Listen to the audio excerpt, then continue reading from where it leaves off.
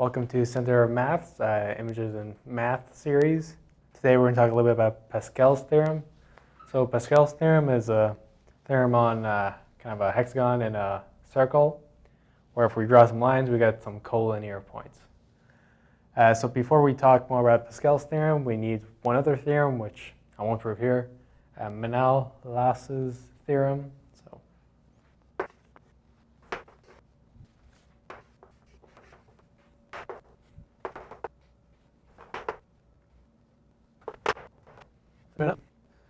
Menelaus's theorem, it's a theorem that lets you establish whether or not 3 points are collinear or not. It's a necessary and sufficient condition for them to be collinear. So say we have a triangle ABC and a line ZYX, or some line that's not parallel to any of the sides of ABC. Then extending the lines AB, BC, and CA so that these lines intersect with our line. Then we label the points Z, Y, X. And so a necessary and sufficient condition that, in fact, 3 points Z, Y, X be collinear is that BX over CX times CY over AY times AZ over BZ equal 1. So if we extend these lines, pick some points, then this will equal 1 if and only if those points are collinear.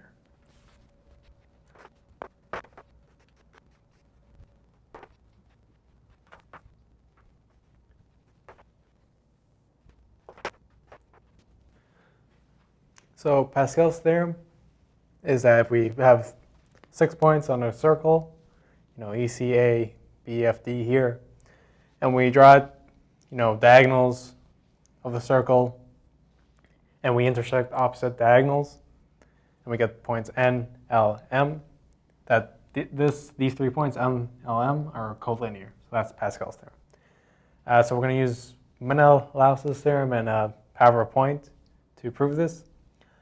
So first we're going to extend EF, CD to this, so they intersect at point U.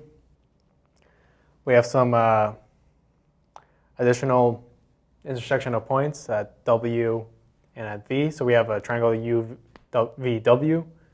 This is kind of the triangle we're going to use in Menelaus's theorem. And we're going to use 3 lines, also LDE, AMF, BCN.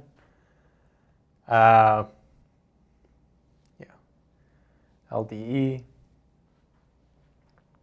So take DE, find the intersection of it with the line VU, L. So we know that's collinear. Similarly with AMF and BCN. So this triangle and these 3 collinear points, that's going to give us 3 equations from Menelaus's theorem.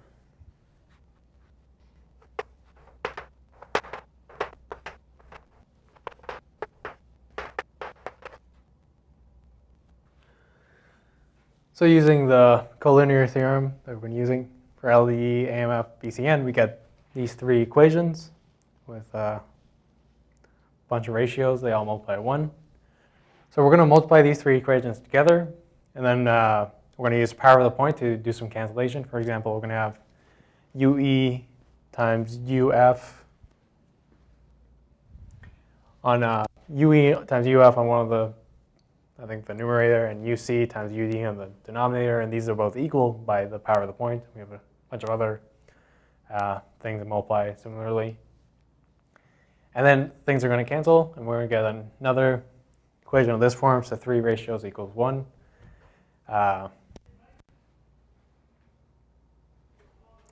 And these 3 ratios are going to be they're going to be the equations for taking N, L, M with triangle U, V, W using Menelaus's theorem, and then using the converse of that theorem, we can establish that N, L, M must be collinear, since it's a necessary and sufficient condition.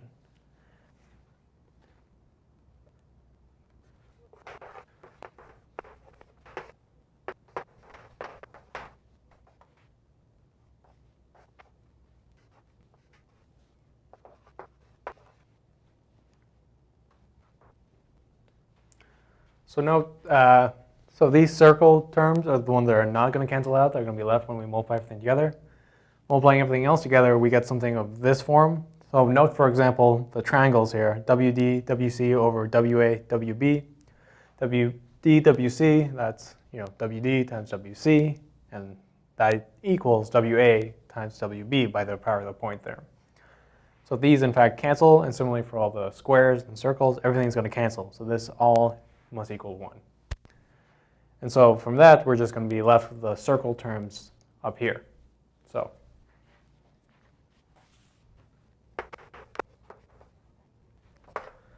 So multiplying everything through, we're left with what we want, which is VL over WL times WM over UM times UN over VN equals 1. And so this is just the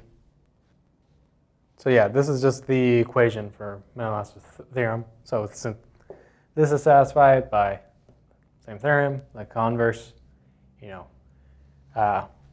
points being collinear implies this, and the converse is true. This also implies the points are collinear. So this implies that, in fact, these 3 points are all on one line. Thanks for watching. If you liked this video, please check out the rest of our videos in our Images of Math series. And thanks for watching.